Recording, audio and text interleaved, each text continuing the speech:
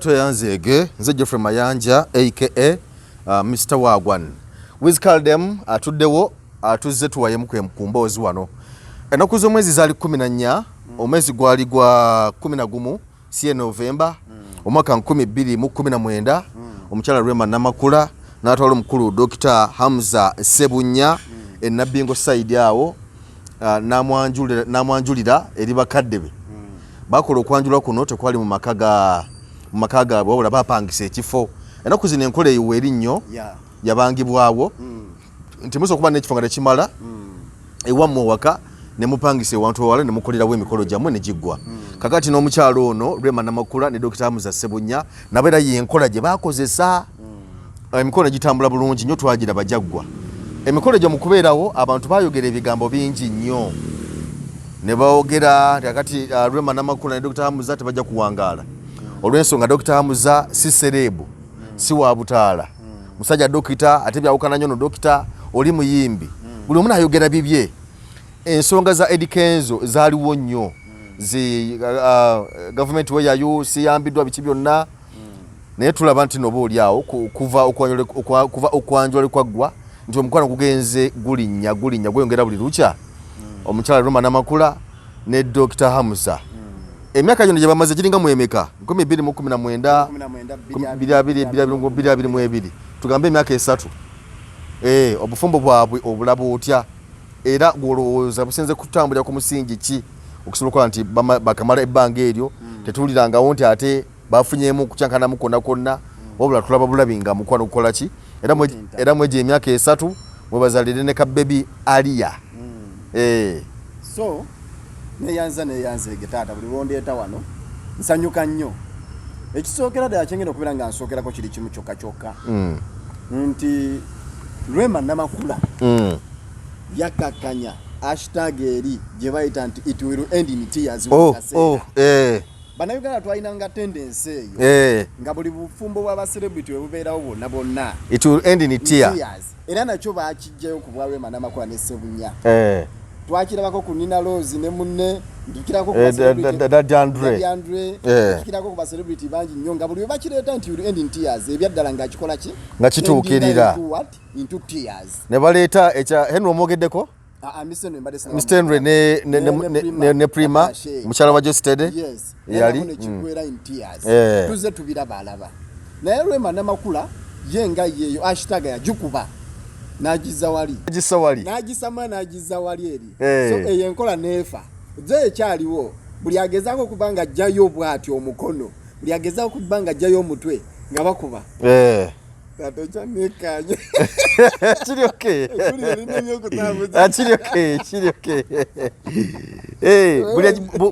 buli ajjayo omukono buli agamba kati katugende tugire tukole obufumbo bwaffe nga bagamba it will end in what in tears. Naye Rema Namakula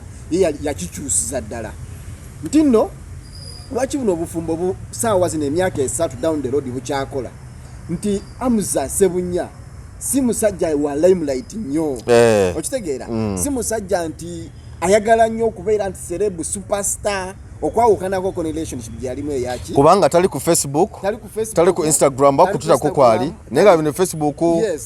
ndoza ne TikTok nayo taliyo nayo na social media tali ku social media okutwaliza wa zona zitulaba account ziko zitya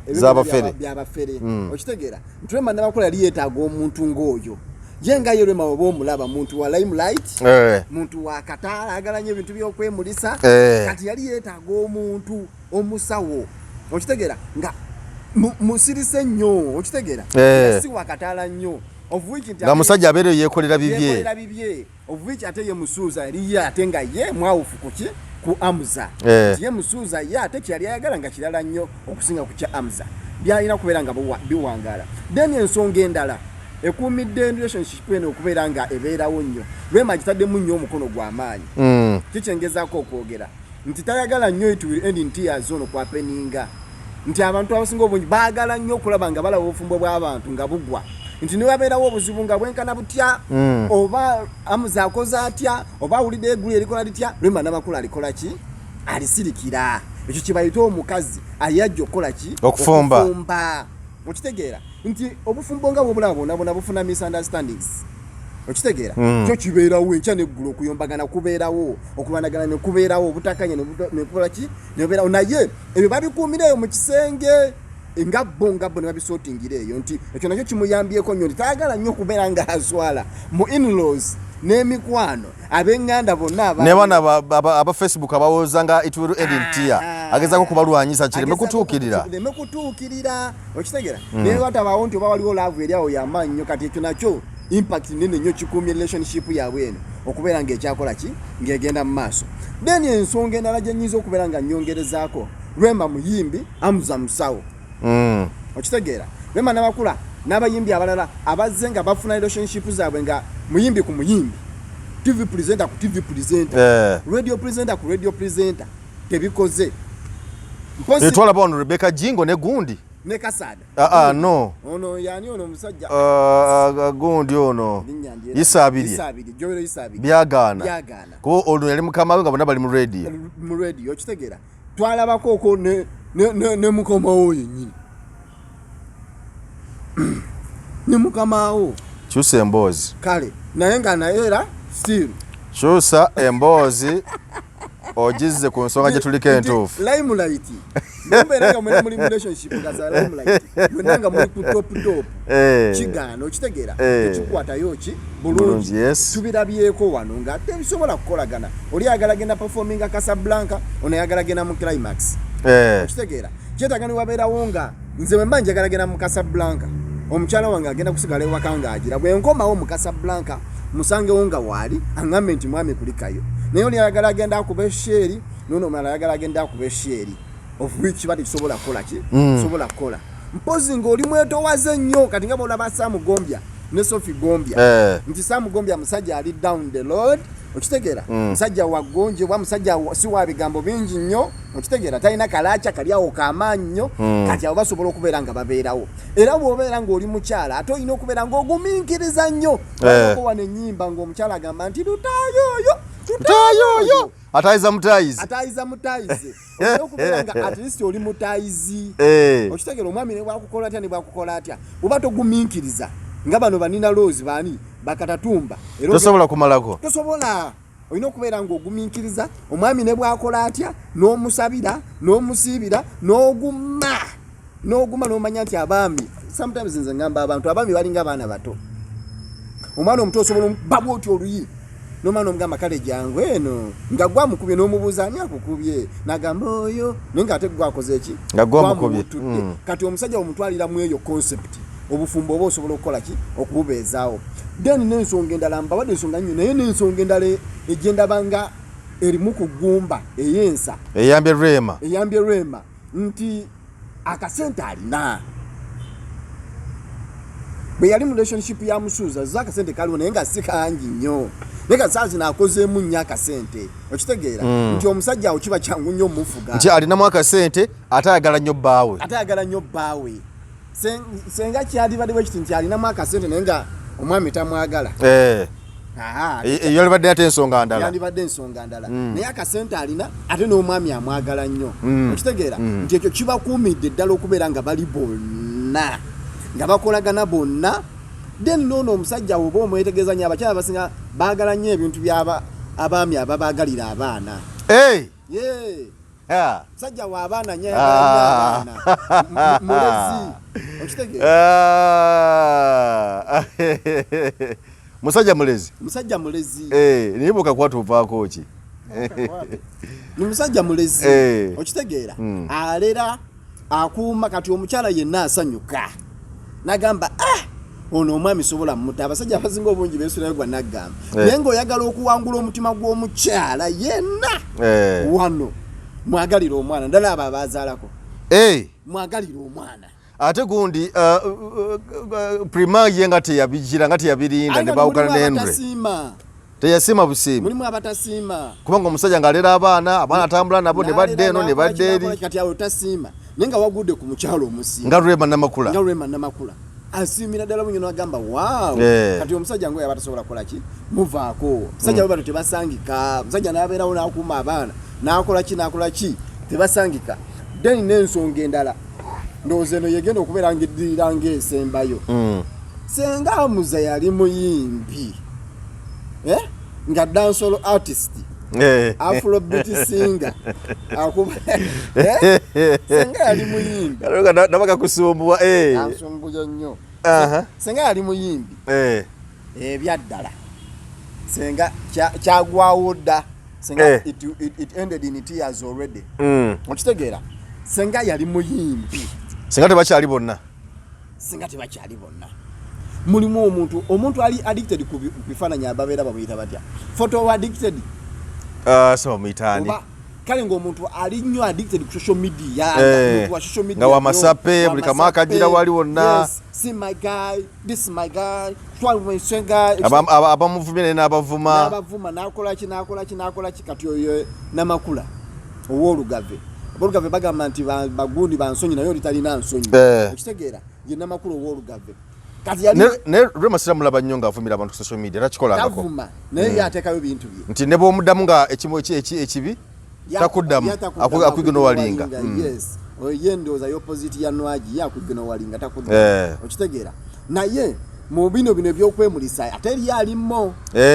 nti ndati ne waba aguzeewo ka bulende ewaka asobola kuba ekifaananyi n'akateekayo nti nabo bali kukyamisana ne HAMZA asobola okuteekayo ojjukira ebiseera bali bwe basaliranga ebirevu HAMZA asala ekirevu baabo nakola ki okitegeera yes then n'ensonga endala ndowooza yeyinza okubeera ng'esimba ate nga y'amaanyi in-laws ba Rema Namakula tujjukira bali bayingira mu bufumbo buno twalaba nga bamukuutira mama Namakula ndujja nga mwana waffe tokola ki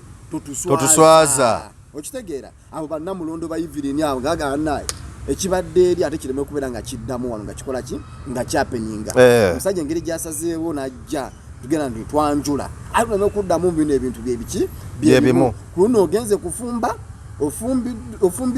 ofumbye teweefumbiza nga Sabuwa bwatugamba afumbiddwa teyeefumbiza okitegeera nti ofumbiddwa toddamu ate n'okola ki n'otuswaza kuba kiswaza nnyo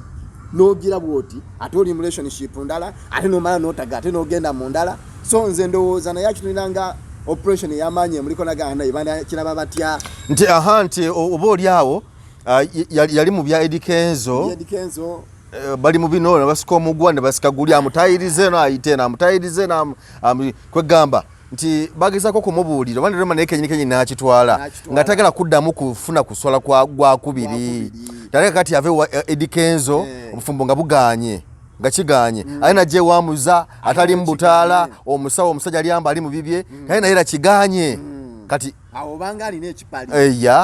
so natagala kisembere wuwe nagamba nti kati kankuma omutindo guno newankubadde obufumbo tebutambula bulungi kuba obufumbo kyo kituufu bwokya si ekintu ekyangu naye kangume ng'omukyalo omuganda wanaabeera kangume nfumbe mbeereyo omulundi gumu okitegeera nti ekyo nakyo kisobola okubeera nga kimukuumira ku mutindo relationship eno esobola okubeera ng'ewangala oba oliawo bannayuganda abangi abaali boogera nga nange muntu alide ne tuswala naye wali oyogera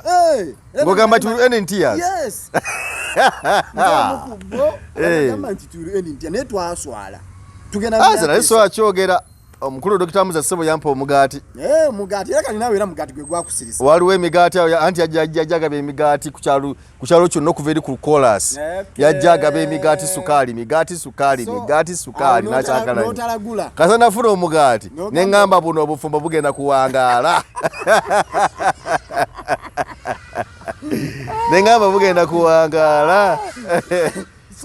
Nendowooza nti nekyo ekimu ku bibayambyeko nti Rema Namakula butasembereza mikwano gye baawe makage kuba ne bino eno bino abawala naafunye omusajja mikwano gye negitanga okujjaawo basiibaawo babeeraawo kubera era bwekyali wa Edikenzo kubanga mumanyi nti Edikenzo musajja w'abantu bapresenta basibanga eyo wuwe abayimbi bane nga basiiba eyo waka mikwano gye nga basiiba eyo waka okitegeera ate ekitali wa Rema Namakula nti Rema Namakula kati abantu abagenda yeewuwe bantu bansonga nga bwolaba Juliana nti wa Juliana toza kumulaga gendayo buli omu era wagendayo bantu abali close ennyo mikwano gye ennyo naate ozina kuba mukwano gwe naye nga tonze nakutuukayo naye mikwano gye ejja ddala okitegeera kati ne Rema Namakula naye kyazimbye nti nakyo kimuyambyeko okubanga obufumbo bwe abongera okuba nga butambula mu ssanyu omanye mikwano gino gitabula mikwano gya bigambo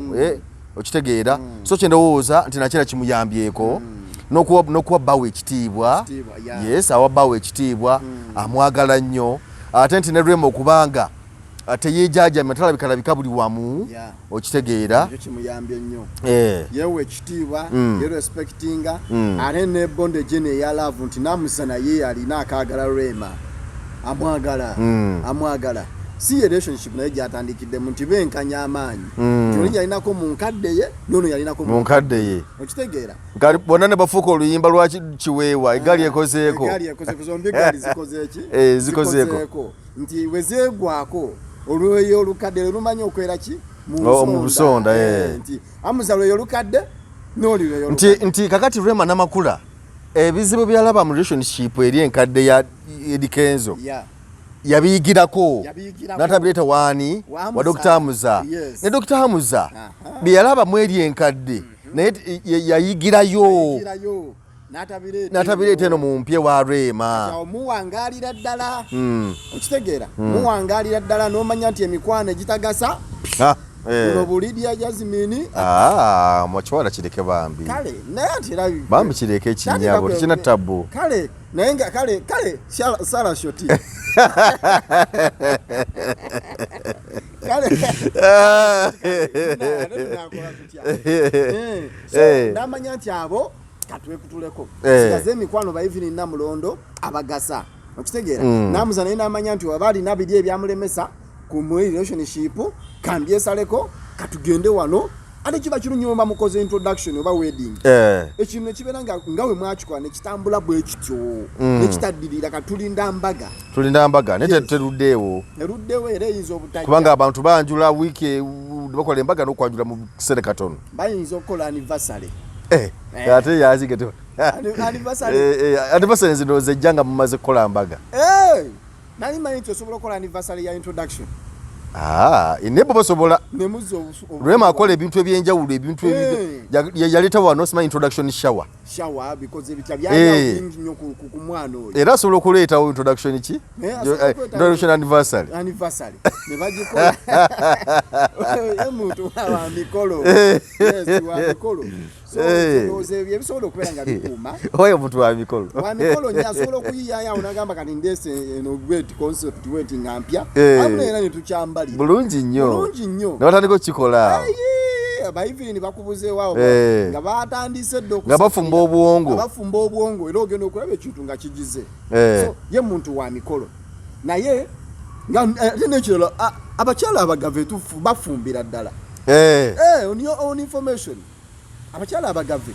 abo bannamakula abo bafumba bannabatanzi bannaiso katumalirize programu eno ono byatandise atandise okutabula ate bannabatanzi ate babira n'empisa n'abatanzi nga byafumba ewaani naye ndowooza era omuwulira si wa bigambo bingi tubeera na bigambo bitono n'abatanzi yafumba waani jasi bufumba obuli bwakola ki bwagana olwaki n'afumba ewaani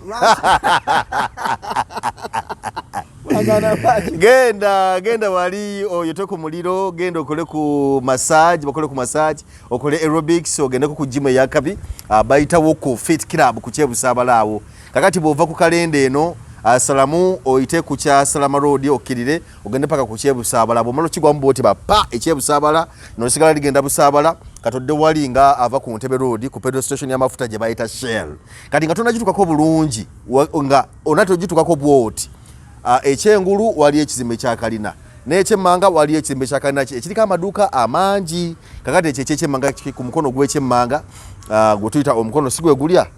awo wennyini mukalina waggulu we wali fit club walungi nnyo wali executive empeereza nnungi nnyo malidda buli kimu kyakabi ebyuma bya gym malidda bya mulembe nnyo bakochi babata ba instructor balungi nnyo byonna malidda tuukawo ojja kumbuulira genda osale ku mubiri genda okole ku dduyiro yammenya nga yampa doozi nga yabantu abasulamu edda najimpiika navaayo nga mpulira nfa bufi nga tobitegeera omuntu mugerereka doozi nga kake so tuukawo oshepinge okwasiganye bulungi nnyo omukulu omusajjawo enwe mwanje yaŋŋamba ajja kujja talabikanga twagala afune ku 6 pack mwanje 6 pack tazisobola nadduka kale toyinza tweyanzeeke Rema Namakula tukubuuzizaako